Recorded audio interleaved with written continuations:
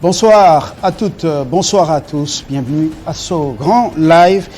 Nous sommes mercredi, déjà c'est le 27 octobre 2021. Deux sujets nous intéressent pour ce soir. La sous-traitance, précisément dans le secteur de l'exploitation artisanale. Nous sommes chez les privés, bien entendu. Plusieurs défis à relever en RDC malgré les textes déjà, des beaux textes légiférés dans ce secteur. Nous recevrons dont Israël Mbouyi, il est le président de Hub 243 pour en parler.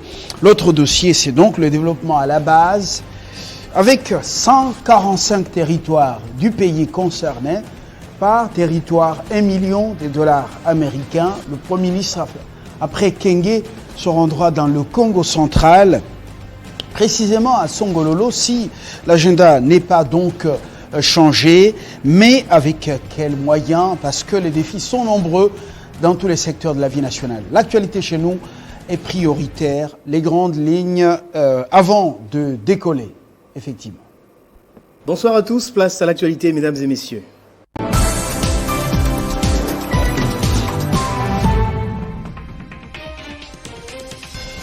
Après l'incendie qui s'était déclaré dans les sites communément appelés Pakadjouma et Kawele, situés dans le quartier Kingabo à Limité, la semaine dernière, Modeste Moutinga et Gentini Ngobila, respectivement ministres des Affaires sociales et gouverneurs de la ville de Kinshasa, viennent de décider de délocaliser ces occupants vers Langa dans la commune de Lansele, une mesure prise pour faciliter la réhabilitation de la voie ferrée dans ce coin de la capitale.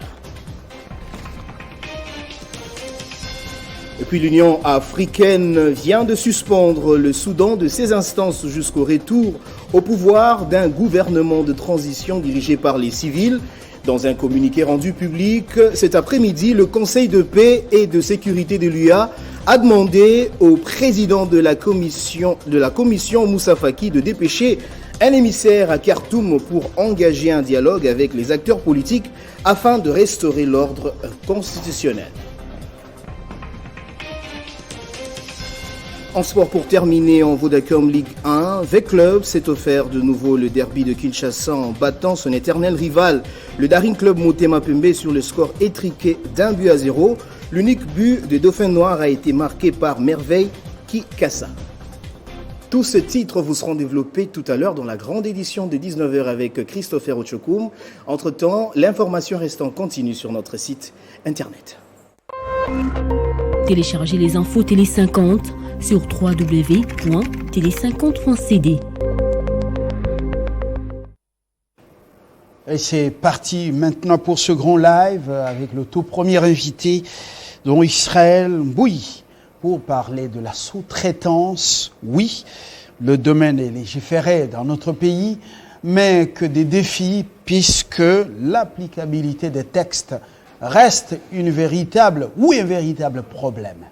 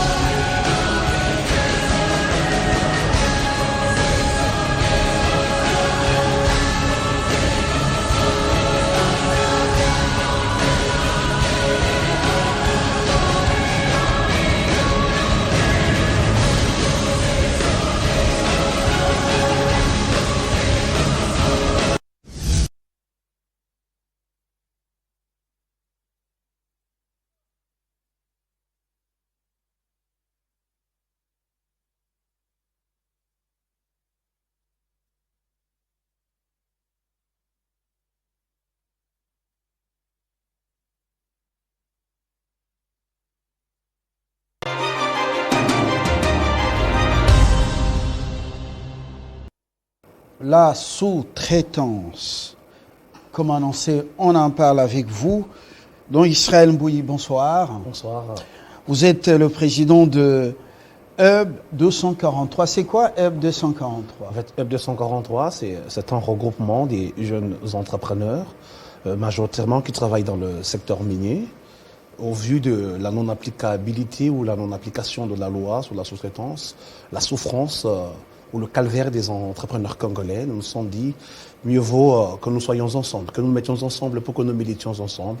Eh bien, nous avons créé Hub 243 pour que nous nous battions. C'est ce que je fais depuis près de 5 ans sur l'application de cette loi qui souffre depuis 2017. Et voilà, 5 ans. Vous avez un bilan, si cela ne vous dérange pas. Vous avez déjà un bilan, 5 ans d'un combat âpre. Qu'est-ce que ça a donné un peu? Au début, c'était très difficile. Vous savez, je réside à Kolwezi, dans le Lualaba. Chaque fois qu'on vous me voit sur Kinshasa, je viens pour cette lutte. C'est pas du tout facile. J'ai commencé tout seul. Et au fur et à mesure, il y a des gens qui commencent à nous rejoindre, ils nous rejoignent, et nous sommes en train de nous battre ensemble. Nous avons réussi à parler avec les autorités, entre autres la ministre des Mines. En ce moment, nous sommes en train de discuter avec le ministère des PMEA, chez l'excellence Eustache Mouangui, et nous sommes en train de discuter avec la RSP. Et aujourd'hui, je suis l'homme le plus heureux parce que le bilan est en train de se vouloir maintenant positif parce que nous avons l'autorité, un député national en la personne de M. Paul Ilunga qui a amené cette question avec débat à l'Assemblée nationale. Ils ont discuté. Aujourd'hui, nous avons abouti à quelque chose. Le président de l'Assemblée, Jean-Marc Kabound, a demandé à ce qu'il y ait une enquête. Président, le vice-président. Premier vice-président. Il a présidé la plénière aujourd'hui. En l'absence de son titulaire. Tout à fait. Donc, il y aura une mission dès la semaine qui vient dans le Lualaba, dans l'espace Katanga, dans toutes les villes minières pour que le gouvernement s'en prenne de ce qu'il y a. Voilà. Dont le Haut-Tuélé, ça vous intéresse aussi avec ce qui était arrivé dernièrement au niveau des Dourba. Vous êtes informé? Tout à fait. En fait, la question de la sous-traitance. Hub 243. Hub 243. Oui. Donc, la question de la sous-traitance intéresse pratiquement tout le monde parce que le problème des mines du Congo, c'est presque le même problème partout. Donc, vous voyez, les étrangers qui viennent pour exploiter nos ressources, mais le mal est qu'ils ne respectent pas les textes qui régissent cette exploitation dans le pays. C'est en ce que nous sommes en train de nous battre. Et d'ailleurs, avec le Hub 243, bientôt, nous allons partir dans la partie Est pour nous imprégner de la situation de près et trouver des solutions avec ceux qui sont sur place. Justement, alors, l'applicabilité de la loi 007/001 de février 2017 fixant les règles applicables à la sous-traitance dans le secteur privé, cette loi, pourquoi les entreprises et surtout les multinationales la piétinent? En fait, le problème est transversal. Notre État est-il faible? Justement, je vais arriver. Il y a 4 points qui viennent pour répondre à cette question. La première des choses, c'est la faiblesse ou les faiblesses du gouvernement. Notre gouvernement a plusieurs faiblesses et je veux noter une qui dérange beaucoup, qui dérange même notre lutte. Vous voyez, par exemple, chaque fois, c'est des autorités qui envoient leurs cousins, leurs neveux avec des sous-traitances de nom qui sont recommandés dans des entreprises multinationales. Et dès l'instant, par exemple, l'autorité compétente... Recommandés en tant que... en tant que sous-traitant. En tant que personnel, donc travailleur, agent, ou non, en tant que société des sous-traitances. En tant que société. C'est là le mal. Quand c'est le gouvernement qui recommande des personnes. Pourquoi c'est ça le plus grand mal? Une entreprise qui ne respecte pas la loi. Des sociétés, des sous-traitances, ou on recommande des individus pour le boulot, par exemple. Des sociétés, des sous-traitants. Je ne parle pas des individus, ça c'est pas mon problème. Et chaque personne a le droit de recommander qu'il veut. Mais si je parle des entreprises et de la loi. Donc, par exemple, c'est juste à titre d'exemple, je ne parlerai pas que c'est la ministre des Mines qui l'aurait fait. Donc, si le ministre des Mines, qui est censé contrôler au celui de PMEA, qui sont censés contrôler la sous-traitance, ils envoient par exemple vous, avec votre petite entreprise, pour que vous allez travailler dans une entreprise X, par exemple KCC. Et dès l'instant que c'est le ministre qui a envoyé, il n'a plus le pouvoir de contrôler cette entreprise parce que chaque fois que nous essayons de pousser, on dit de toute façon, vos autorités sont ici avec leurs entreprises. Donc là, je dénonce... Alors, si vous tient réellement ce langage, ce discours des responsables d'entreprises des étrangers sur notre sol qui vous parlent comme ça? En fait, Vous vous taisez. toutes ces entreprises sont co-dirigées par des Congolais, parce que dans chaque entreprise minière, au moins toutes, le gouvernement a 20 ou de 15 à 20% de parts. C'est ainsi que dans chaque entreprise, il y a un DGA qui est un Congolais ou un PCA qui est Congolais, selon la forme juridique de l'entreprise. Donc ces personnes, ils sont les représentants du gouvernement et c'est par eux que tout le jeu se joue. Donc les politiques sont en train de détruire. Ici, nous dénonçons et nous en appelons au président de la République de s'imprégner de la situation parce que c'est le gouvernement qui détruit tout avec ses faiblesses quand il recommande des gens sur les sites miniers. En dehors de ça, il y a la faiblesse de la loi elle-même.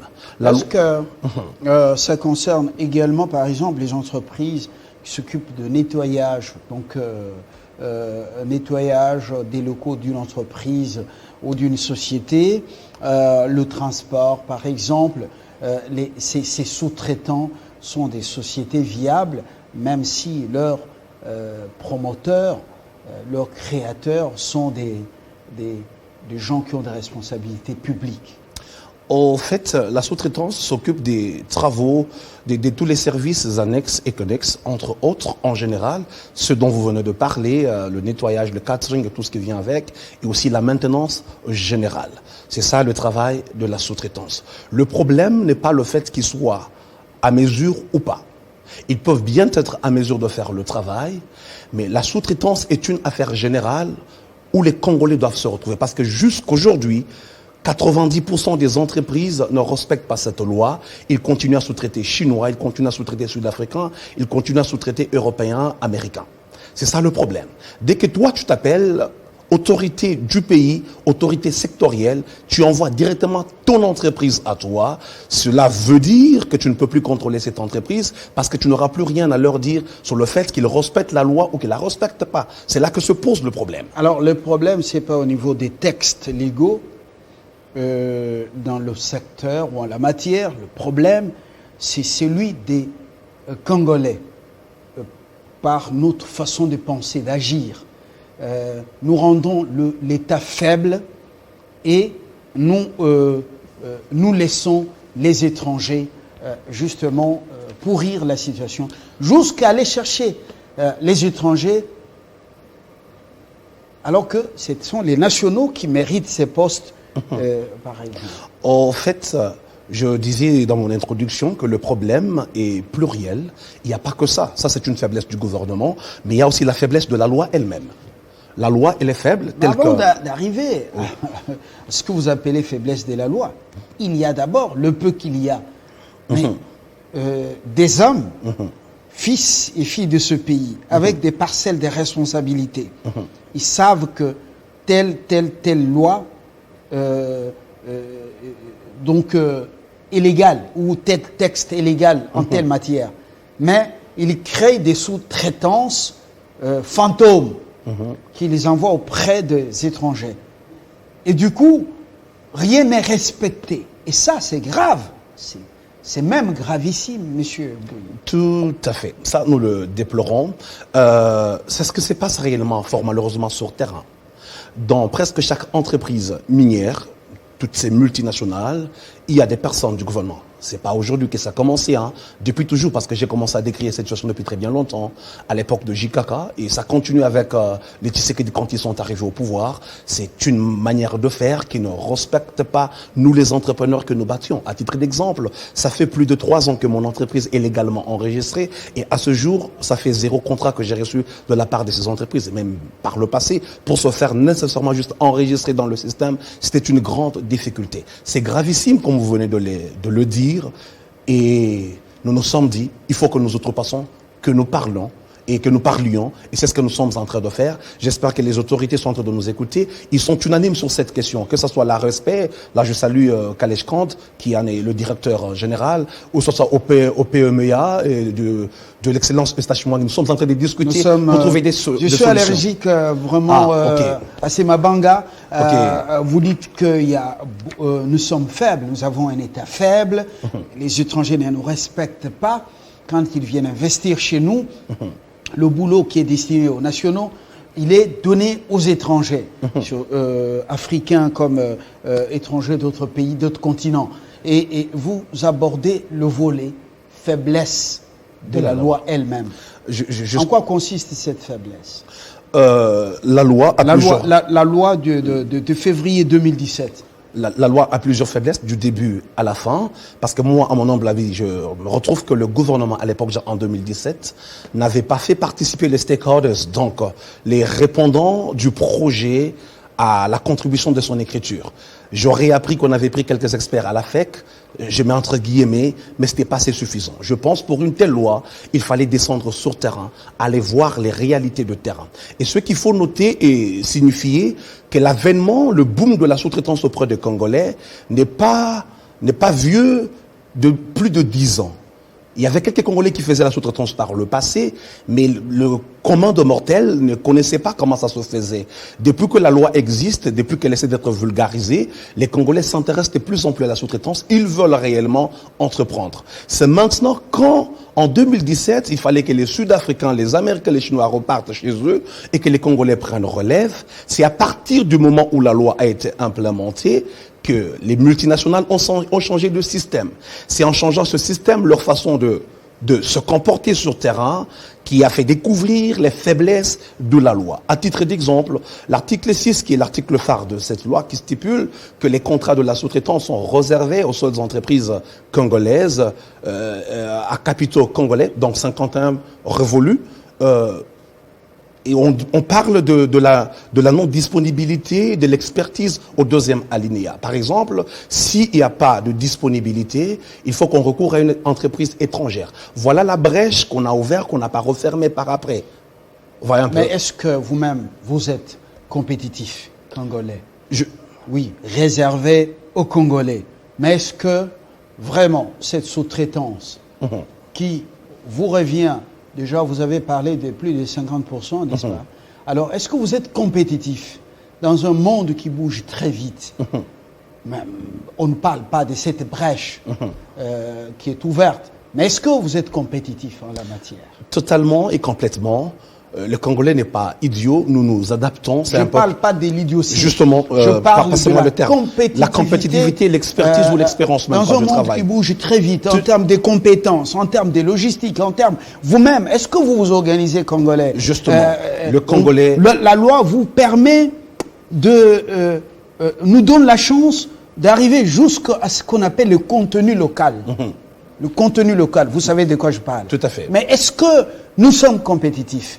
Est-ce que nous sommes des gens du XXIe siècle? Tout à fait. Le Congolais, et généralement, surtout dans le secteur minier, nous bougeons avec le temps, nous nous adaptons.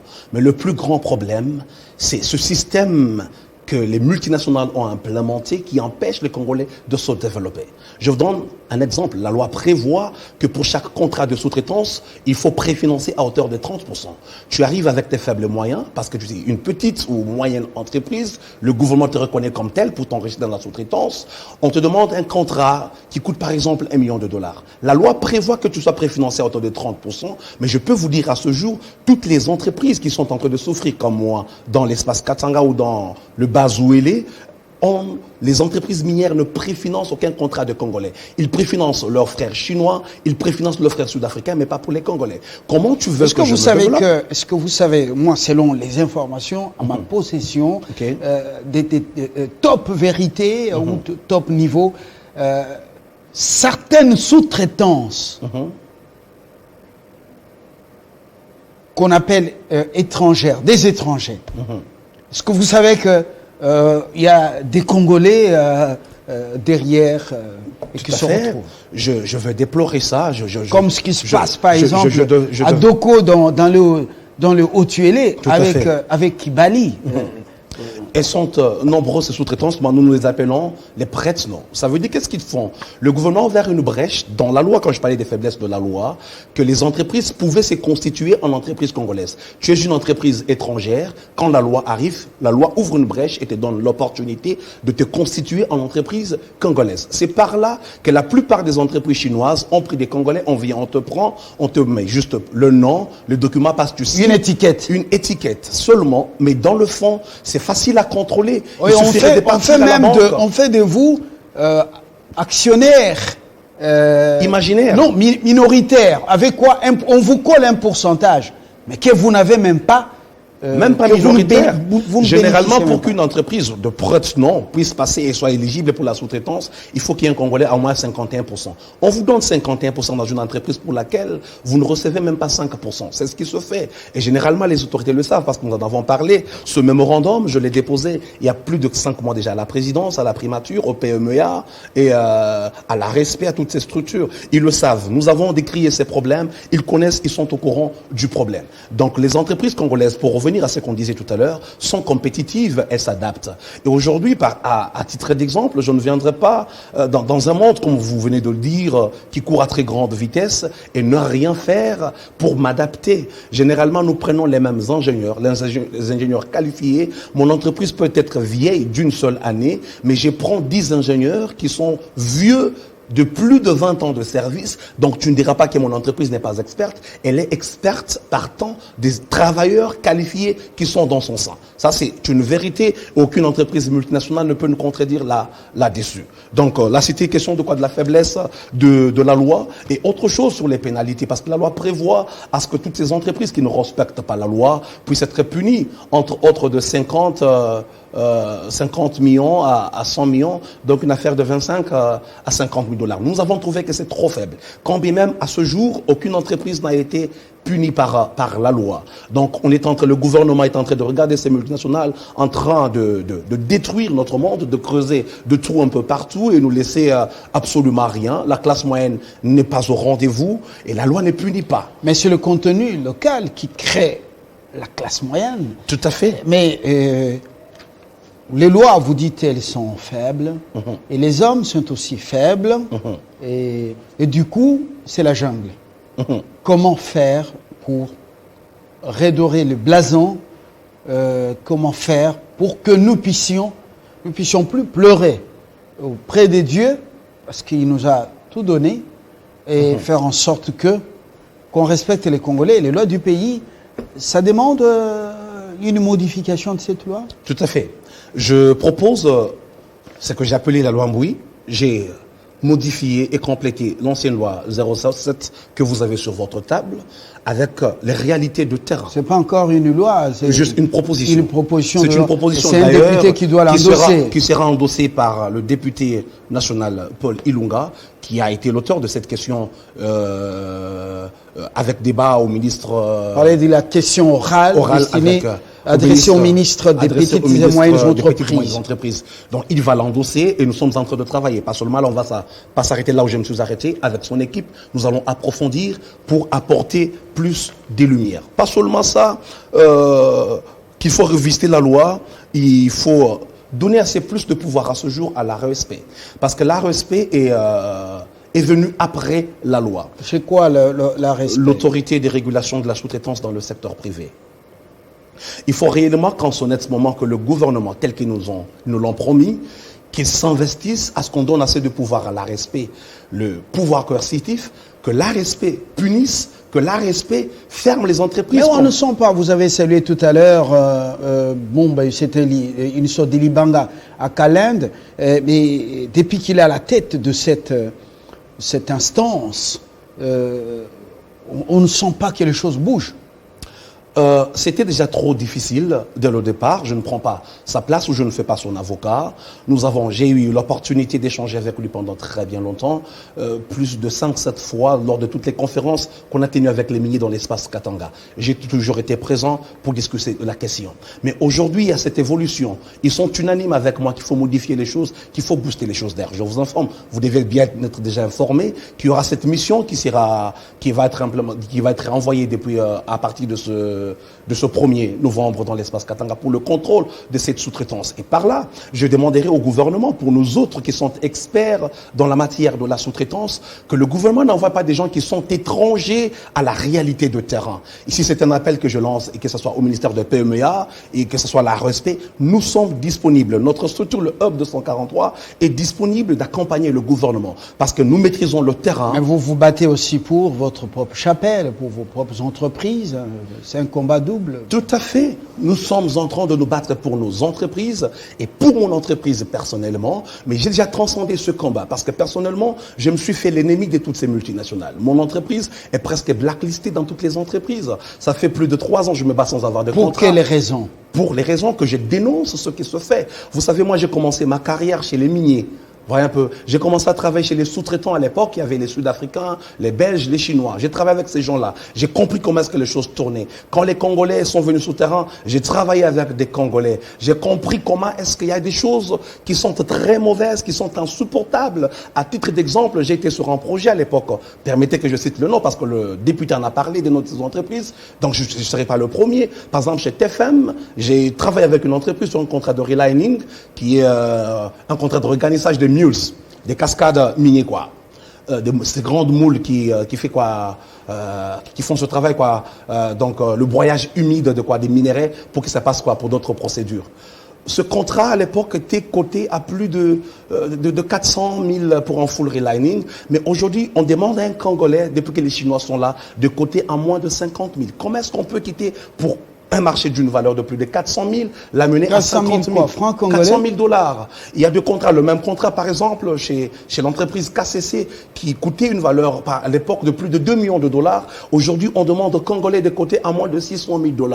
Alors que le taux du cuivre LME, donc sur le marché international, quoi, du taux du cuivre, de 2014, de 2017, là où nous sommes partis avec la loi de la sous-traitance jusqu'à aujourd'hui, le cuivre a presque doublé le prix. Nous sommes partis de 6 000, aujourd'hui nous sommes à plus de 10 000 $. Qu'est-ce qui sera à la base justement, ou qu'est-ce qui était à la base de cette revue à la hausse? À la baisse? Oui, plutôt à la baisse de ces services que les sous-traitants congolais apportent aux multinationales. C'est une très bonne question. En fait, c'est la mauvaise foi des multinationales. Parce que j'aimerais dénoncer, informer la population congolaise ici que le plus souvent, le gouvernement congolais qui est associé souvent à 20% de part dans les entreprises minières ne bénéficie absolument de rien. Vous savez pourquoi? Parce que nécessairement, la plupart des entreprises déclarent néant la fin d'un exercice comptable. Ils disent qu'on n'a pas fait des bénéfices. Auparavant, tout l'argent était canalisé dans la sous-traitance. Ces mêmes sous-traitances qui sont leurs propres entreprises qui viennent de l'Afrique du Sud. Et quand on déclare néant au Congo, on a gonflé le taux de quoi? De la facture sous-traitance. Ils récupèrent cet argent via leurs entreprises. Le Congo est pillé, saigné à blanc. Justement. Pillé jusque dans sa cuisine. Tout à fait. Alors tout ça sous la barbe des décideurs. Sous la barbe des décideurs. Mais comment nous pouvons être si méchants vis-à-vis de nous-mêmes, parce que vous savez, si on est sérieux, si on est respecté, et on se fait respecter par ses partenaires, ces multinationales, eh ben, on ne peut même pas quémander de l'argent à l'extérieur. La nourriture peut être dans la maison de chaque Congolais pour être mangée 5 fois par jour. Alors je me dis, mais qu'est-ce qui explique cette méchanceté? Pourquoi nous laissons faire les multinationales nous écraser, nous écrabouiller jusqu'à ce niveau-là? De 2 millions, on est à 600 000 et de 400 000 dollars, on est à combien? 50 000 dollars. 50 000, on demande encore de baisser. Sous la barbe des décideurs. Comment expliquer ça? Bon, ils me diront qu'ils ne connaissaient pas. Eh bien, aujourd'hui, je les informe. Ces informations sont vraies et vérifiables. Le marché de la sous-traitance auprès des Congolais est en train de baisser chaque jour. La mauvaise foi du gouvernement, oui, je le dirais ainsi, ils sont méchants. Est-ce que ça, c'est la mauvaise foi? Je pense que il y a beaucoup de choses à boire et à manger là-dedans. Par exemple, le cas de la Sycomine. La Sycomine qui se veut comme partenaire exceptionnel du gouvernement congolais depuis bien plusieurs années, avec le programme qu'ils ont préfinancé, entre autres, il était prévu de préfinancer 3 milliards de dollars. Vous vous en souvenez si bien. La Sycomine aujourd'hui dit qu'elle engage plus de 7500 travailleurs. Mais dans le fond, les 7500 travailleurs ne sont même pas chez Sycomine. Ils sont dans des entreprises écrans chinois qu'on appelle Sycomine 1, 2, 3, 4, 5, 6, 7.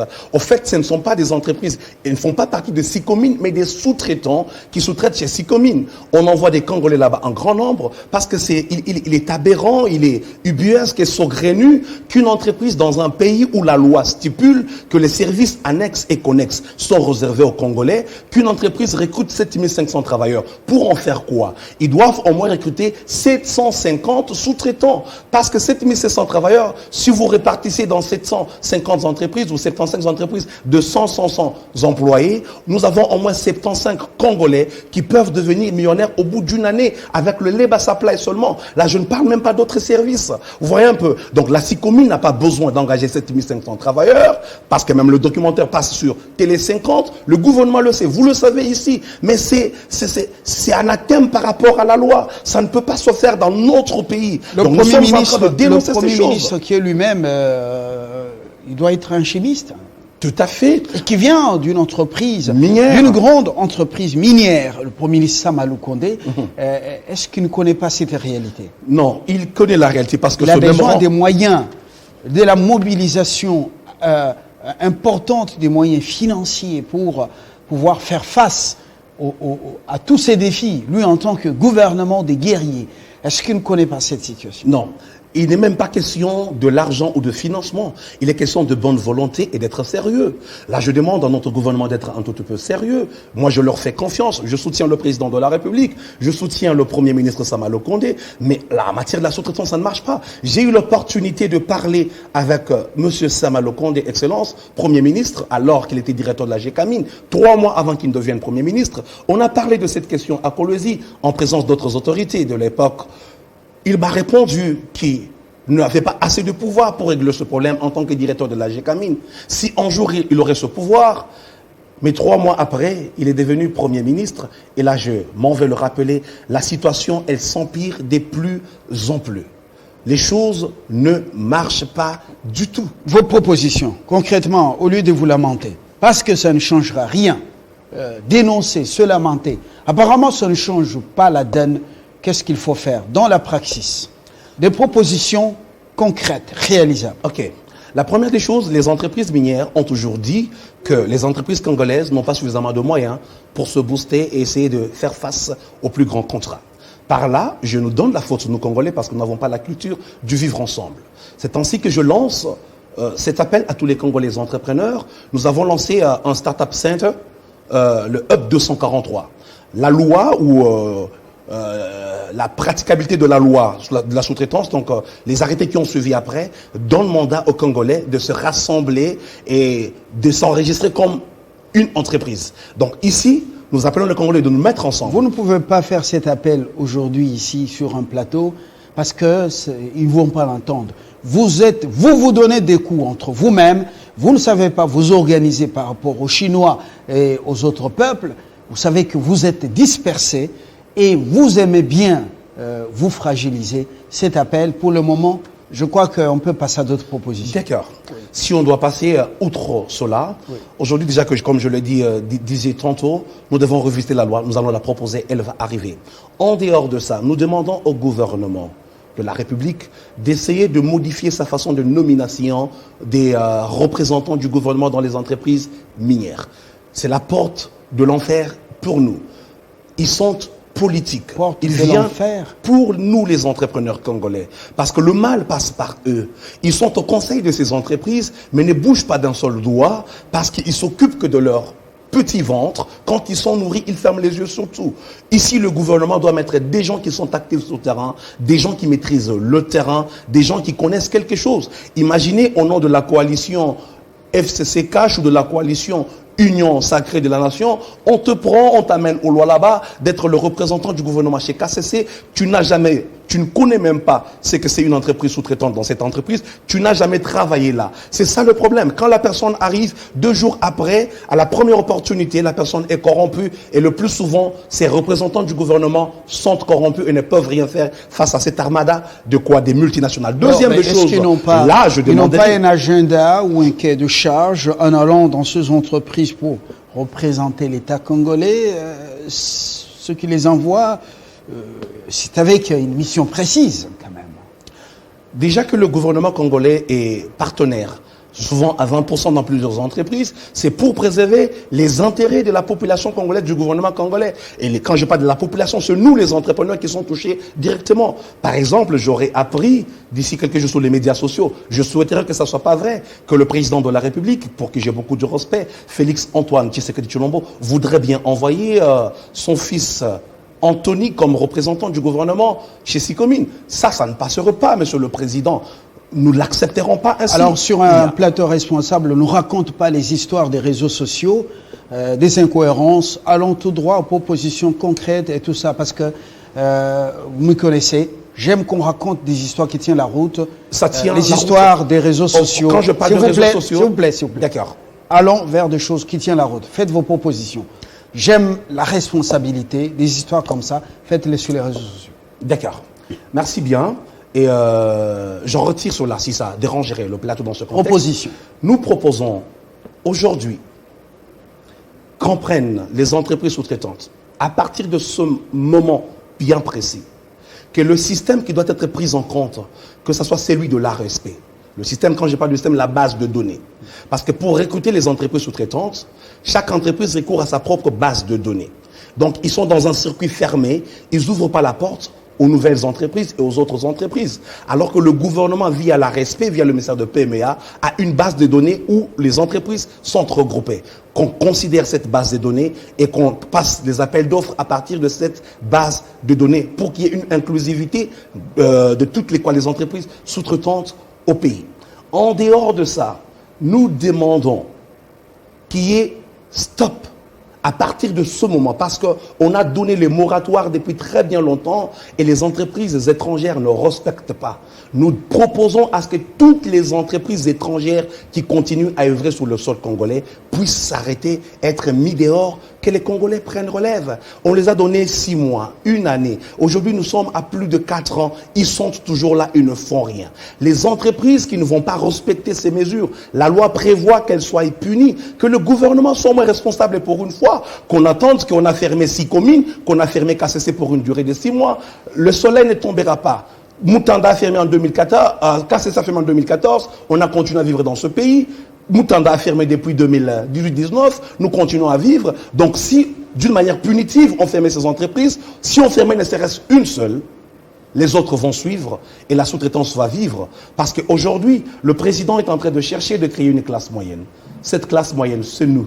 C'est nous les entrepreneurs, c'est nous les créateurs d'emplois. Nous nous battons bon comme des diables pour que cela soit matérialisé. Heureusement que le gouvernement essaie d'emboîter le pas. Nous espérons que la commission qui va être envoyée sur terrain prenne compte des experts sur terrain. Et moi-même, je me présente là comme un expert de la question pour qu'ensemble, nous puissions résoudre ce problème une fois pour toutes dans ce pays.